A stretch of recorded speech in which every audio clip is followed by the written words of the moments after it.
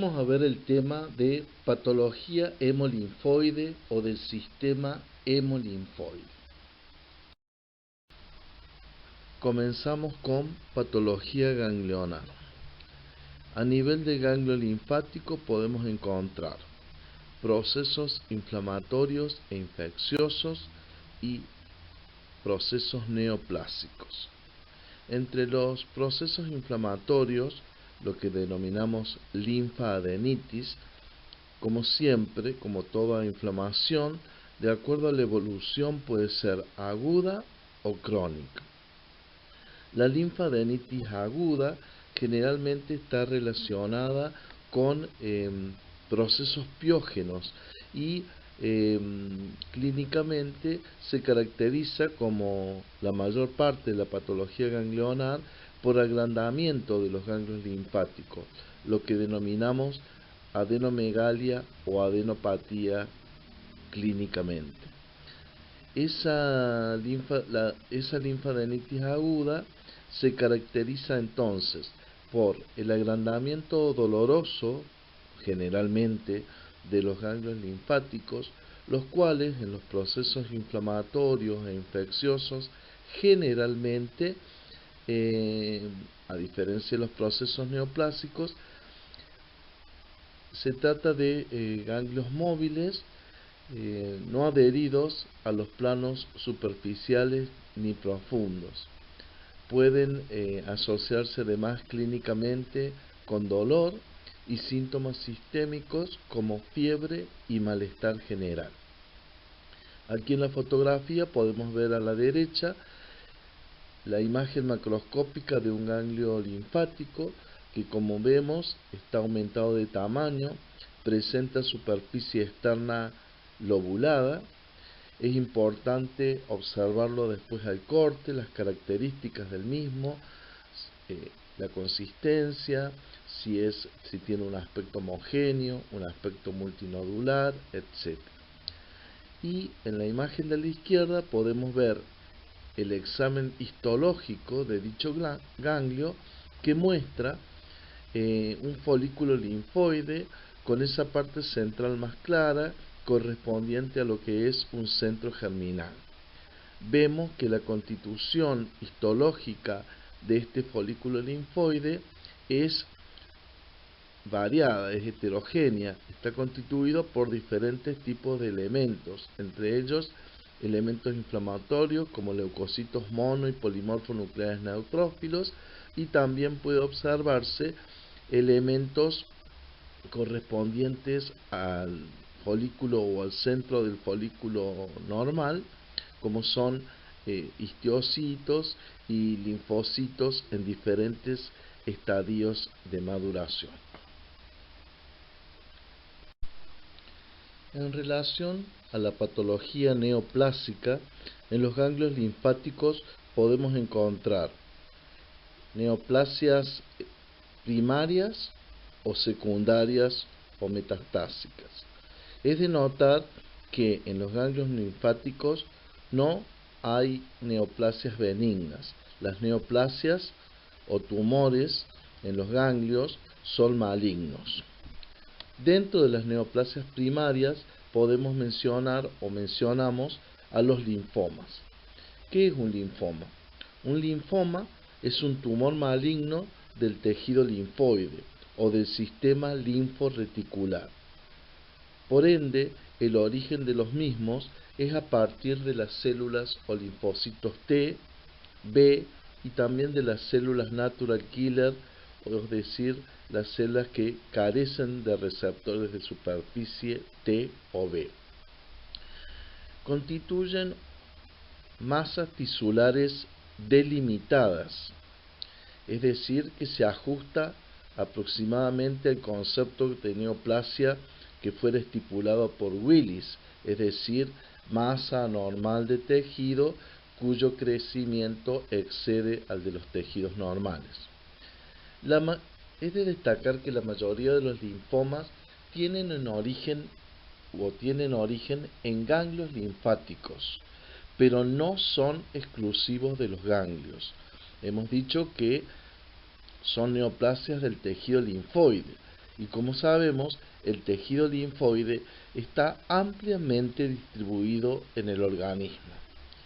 A él pertenecen no solamente los ganglios linfáticos, sino órganos tales como el hígado, el vaso, la médula ósea, y también recordemos el tejido linfoide que se encuentra en forma más difusa o más dispersa, como el denominado sistema MAL, que son las siglas en inglés de tejido linfoide asociado a mucosas. Es decir, que los acúmulos linfoides a nivel de la mucosa respiratoria, de la mucosa digestiva, etcétera, también pertenecen a dicho sistema. Es importante destacar además que los linfomas, si bien comienzan como masas tisulares o nodulares, pueden en estadios avanzados, sobre todo ya vamos a ver los denominados linfomas no Hodgkin, pueden evolucionar a procesos leucémicos, a leucemias. Los linfomas se clasifican en dos grandes grupos: los linfomas Hodgkin y los linfomas no Hodgkin. Los linfomas Hodgkin son los que se caracterizan por la presencia de una célula grande con características que ya vamos a citar, que es la llamada célula de red Stenberg. Mientras que los linfomas no Hodgkin pueden ser de origen T, B o de células nulas, pero la mayoría de ellos se originan de los linfocitos B. Los linfomas, como todas las demás neoplasias, pueden graduarse y estadificarse. De acuerdo al grado, pueden ser, ya vamos a verlo, de bajo grado, de grado intermedio o de alto grado de malignidad. Y en relación a la estadificación, nosotros utilizamos un sistema de estadificación que es la clasificación de Ann Arbor. Ann Arbor es una región de los Estados Unidos donde se reunió un grupo de expertos para determinar el pronóstico de los linfomas de acuerdo justamente al estadio en el que el mismo puede encontrarse. De acuerdo a este sistema de estadificación, los linfomas se clasifican en estadio 1 cuando afecta a un solo ganglio o a un solo grupo ganglionar o a un órgano extralinfático, porque recordemos que los linfomas no son exclusivos de los ganglios. Estadio 2 cuando afectan dos o más ganglios o grupos ganglionares, pero a un mismo lado del diafragma, es decir, por arriba o por debajo del mismo, y puede ir acompañado o no de afectación limitada de un órgano o de un tejido extraganglionar, pero de ubicación contigua. El estadio 3 es la afectación de dos o más regiones ganglionares, pero a ambos lados del diafragma. Es decir, que un linfoma que afecte, por ejemplo, los ganglios mediastínicos y los ganglios retroperitoneales correspondería, a pesar de que afecta solo dos regiones ganglionares, a un estadio 3. Este estadio 3 puede incluir además el vaso, en cuyo caso se denomina 3S, S de spleen en inglés, que quiere decir bazo, y puede afectar también a sitios u órganos extraganglionares pero contiguos. En ese caso se llama 3E, o puede incluir al vaso y al órgano extraganglionar. En ese caso se llama o se designa como 3SE. El estadio 4 corresponde a la afectación de focos numerosos o múltiples y diseminados que afectan a uno o más órganos o tejidos extraganglionares, que puede ir acompañado o no de afectación ganglionar. A su vez, cada uno de estos estadios puede ser subdividido en A, ausencia de síntomas generales, y B, presencia de síntomas generales o sistémicos. Estos síntomas sistémicos pueden consistir fundamentalmente en fiebre, malestar general y pérdida del peso corporal de más del 10% del mismo. Es decir, que los linfomas pueden presentarse clínicamente con lo que ya vamos a ver más adelante o van a ver en semiología o en infecciosa como un síndrome febril prolongado o actualmente denominado FOD o fiebre de origen desconocido.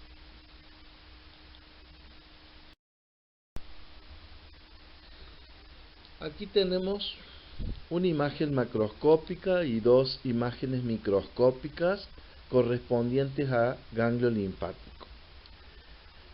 En la imagen macroscópica observamos una formación nodular más o menos bien delimitada, de superficie externa lobulada, ligeramente irregular, con tejido fibrodiposo adherido. Es importante las características de esta formación al corte, qué consistencia tiene y qué aspecto muestra esta formación nodular. Si tiene un aspecto uniforme, si es multinodular, si es un color blanquecino o color amarillento.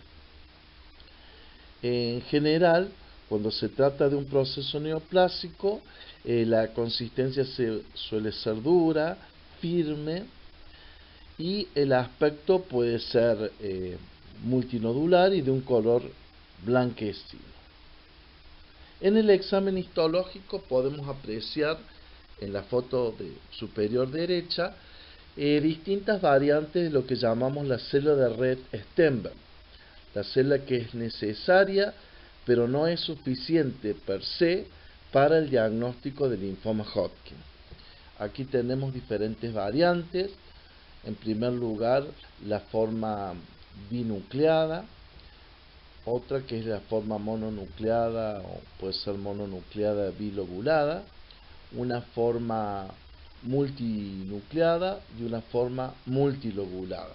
Son diferentes variantes de la célula de red Stenberg. En la foto inferior se puede apreciar una célula de red Stenberg característica o típica necesaria para el diagnóstico del linfoma Hodgkin, que como sabemos es una célula binucleada o mononucleada bilobulada con núcleos vesiculosos o claros, con nucleolos bien evidentes, acidófilos, y un citoplasma que generalmente es amplio, anfófilo, es decir, que se tiñe con colorantes ácidos o básicos. Adyacente a dicha célula podemos observar otros elementos celulares correspondientes a linfocitos, plasmocitos, también puede haber algunos inmunoblastos, todas células que acompañan a este proceso y que constituyen o que tienen un carácter más bien reactivo. El elemento neoplásico esencial para Hodgkin es la célula de red Stenberg. Entonces tenemos que las células de red Stenberg son células más bien grandes, miden entre 15 y 45 micras, tienen diferentes conformación, pueden ser binucleadas, multinucleadas o multilobuladas, presentan abundante citoplasma, anfófilo como dijimos, una membrana nuclear que se tiñe marcada o intensamente, los nucleolos son bien acidófilos, bien evidentes o conspicuos, y presentan este aspecto que se denomina enojos de búho o enojos de lechuza. Son necesarias para el diagnóstico de enfermedad de Hodgkin, pero deben estar en un marco morfológico y clínico adecuados para arribar a este diagnóstico, para poder arribar a este diagnóstico.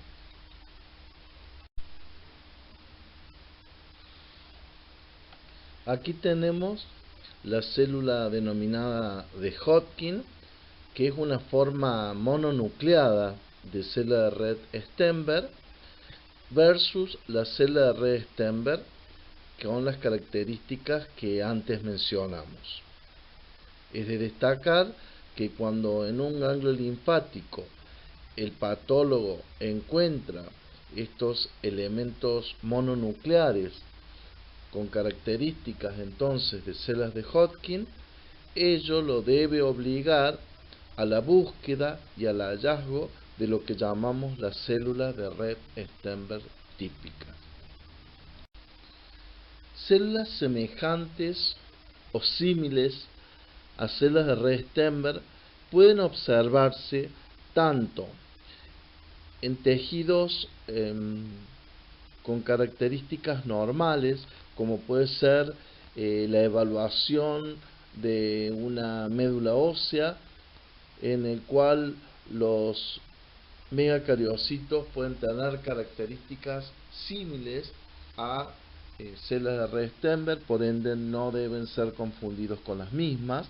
O también pueden observarse células que denominamos de tipo red Stenberg o Stenbergoides en procesos benignos tales como la mononucleosis infecciosa, que es una infección vírica producida por el virus de Epstein-Barr, y que presenta adenopatías,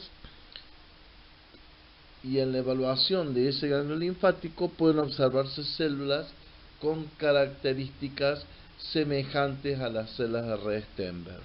También pueden observarse en otros procesos infecciosos, como la infección por el citomegalovirus, o en el caso de tumores malignos o procesos neoplásicos malignos, tanto de tipo linfomatoso como no. Entre los linfomas no Hodgkin a veces están constituidos por células grandes con características similares a las células de red Stenberg, o en el caso de tumores poco diferenciados, como pueden ser carcinomas, melanomas o aún sarcomas, presentan células grandes o células gigantes con características también similares a red Stenberg. Es por ello que a veces es necesario recurrir a las técnicas inmunohistoquímicas que permiten determinar el inmunofenotipo tumoral, y así la utilización de marcadores del tipo CD15 o CD30 suelen ser positivos o revelan positividad para estas células que pueden ser sospechosas de ser células de red Stenberg, y el hallazgo inmunistoquímico está sugiriendo justamente que corresponderían a este tipo de células. Como vemos en la figura, vemos en la parte izquierda varias células que muestran inmunopositividad para red Stenberg, como lo demuestra esa coloración parda de las células. O también en la figura de la derecha vemos típicas células de red Stenberg que muestran una franca positividad para el marcador CD15, que es un marcador de elección para el caso de los linfomas Hodgkin, y que confirma el diagnóstico de este tipo de linfoma. Vamos a ver ahora los diferentes subtipos de linfoma Hodgkin. De acuerdo a la denominada Conferencia de Reid del año 1966, existen 4 subtipos clásicamente de linfoma Hodgkin. Este es el subtipo o quizás variedad más frecuente de Hodgkin, la llamada esclerosis nodular. Macroscópicamente puede presentarse como una adenomegalia o una adenopatía, o varias, en la cual es posible observar un aspecto macroscópicamente. En este caso se observa un aspecto eh, multinodular, un color blanco amarillento, y en el examen histológico es posible apreciar las llamadas células de Redi-Sternberg, pero esta constituye una variante de célula de Redi-Sternberg, debido a que alrededor de la célula propiamente dicha aparece una zona o un espacio que impresiona como vacío. Esta célula, que se considera variante de célula de Redi-Sternberg, es la llamada célula lacunar, cuyo hallazgo es necesario para el diagnóstico de linfoma Hodgkin subtipo esclerosis nodular.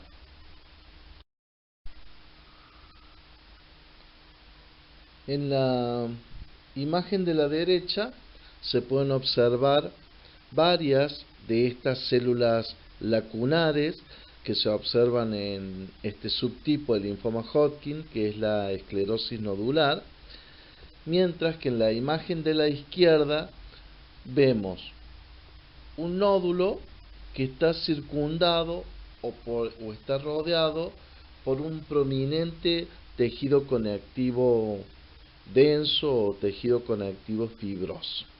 Estas características arquitecturales y citológicas son las que van a permitir el diagnóstico de linfoma Hodgkin esclerosis nodular, es decir, esta disposición en nódulos rodeados por tejido conectivo denso o tejido fibroso y las características citológicas de estas variantes de célula de Redi-Sternberg, a las cuales denominamos células lacunares. Otros subtipos de linfoma Hodgkin son los denominados linfoma Hodgkin de celularidad mixta. Como su nombre lo indica, presentan diferentes tipos de células. Las células de Redi-Sternberg, que corresponden a células de Redi-Sternberg típicas, o inclusive es posible apreciar variantes mononucleares, inmersas o entremezcladas con diferentes tipos de células: linfocitos, plasmocitos, inmunoblastos, y también, como podemos observar en este preparado, los denominados eosinófilos. Los eosinófilos son células que generalmente acompañan a la célula de Redi-Sternberg en estos linfomas Hodgkin. Es por ello que en sentido práctico los patólogos solemos decir que ante el hallazgo en un ganglio linfático de eosinófilos debe obligarnos a la búsqueda de células de Redi-Sternberg con el fin de afrontar el diagnóstico de linfoma Hodgkin. Otros subtipos de linfoma Hodgkin son el predominio linfocitario y la depresión linfocitaria, que son variantes menos frecuentes de Hodgkin. En el caso del predominio, como su nombre lo indica, lo que predominan son los linfocitos, es decir, el elemento más bien reactivo de este tipo de proceso, mientras que las células de Redi-Sternberg suelen ser más escasas. Mientras que en la depresión linfocitaria lo que predominan son las células de Redi-Sternberg, mientras que los linfocitos suelen ser más escasos. En la fotografía puede observarse además la presencia de una forma mononucleada de célula de Redi-Sternberg, que es lo que denominamos la llamada célula de Hodgkin.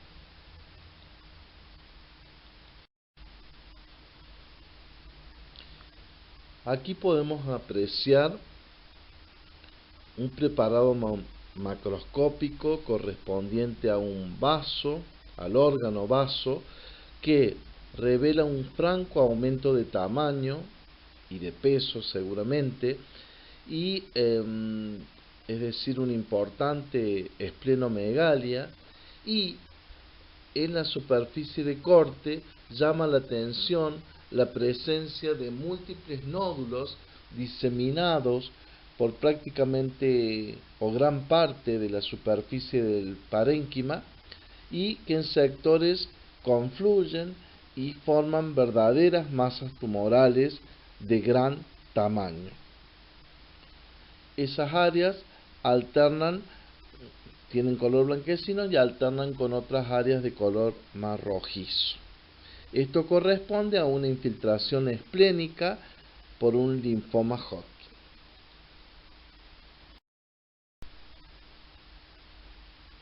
Este otro preparado macroscópico corresponde a una sección de hígado, también aumentado de tamaño, es decir, una importante hepatomegalia, y la superficie de corte de este hígado aparece también como de aspecto irregular, heterogéneo, debido también a la presencia de nódulos blanquecinos de tamaño variable, que también en sectores se hacen confluentes y que corresponden a una infiltración hepática por un linfoma Hodgkin. Es de destacar que la infiltración del hígado y del vaso es más rara en el caso de los Hodgkin si los comparamos con los linfomas no Hodgkin. Los linfomas no Hodgkin constituyen un grupo más amplio y más heterogéneo si lo comparamos con los linfomas Hodgkin. Este tipo de linfomas no Hodgkin han sido sujetos a numerosas clasificaciones basadas en diferentes criterios. Es así que históricamente estos linfomas no Hodgkin fueron clasificados teniendo en cuenta criterios puramente morfológicos. Esa es la vieja clasificación de un autor llamado Rapoport, que los dividió en dos grandes grupos: aquellos linfomas no Hodgkin de crecimiento nodular y aquellos de crecimiento difuso. Y también tuvo en cuenta el tipo de células que los constituían. Y es así que Rapoport observó que aquellos linfomas que estaban constituidos por células pequeñas parecidos a linfocitos, él los denominó de tipo linfocítico, y aquellos que estaban constituidos por células más grandes, con una apariencia o con una similitud a los histiocitos, él los llamó linfomas de tipo histiocítico, y aquellos que estaban conformados por una mezcla de células pequeñas y células grandes, los llamó linfomas no Hodgkin de tipo mixto. Posteriormente surgieron otras clasificaciones merced al avance, por ejemplo, de las técnicas inmunológicas e inmunohistoquímicas. Así fueron clasificados de acuerdo a criterios puramente inmunológicos, o también fueron clasificados de acuerdo a diferentes escuelas. Es así que tenemos la escuela europea con una clasificación más actual de los linfomas no Hodgkin, que es la clasificación real. Y la que nosotros le presentamos es de origen americano y está basada en criterios de uso clínico. Es la llamada Working Formulation o formulación internacional, o también de grupo de trabajo, que dividió a los linfomas no Hodgkin en tres grandes grupos: linfomas de bajo grado, de grado intermedio y de alto grado de malignidad, teniendo en cuenta las características o el tipo de crecimiento o patrón de crecimiento que siguen este tipo de linfomas, si es de tipo folicular o nodular, que generalmente son los de mejor pronóstico, o si era de crecimiento difuso, que generalmente son de peor pronóstico. Pero no solamente el crecimiento, sino también el tipo de células que constituyen a estos diferentes tipos de linfomas. Si eran células pequeñas o si estas células pequeñas eran hendidas o no, hendidas o indentadas, y también teniendo en cuenta si estaban constituidos por células grandes. Todas estas células son en realidad las células que forman parte de lo que sería el centro folicular, que como ustedes saben, las células van experimentando diferentes transformaciones hasta llegar hasta el linfocito maduro que nosotros conocemos.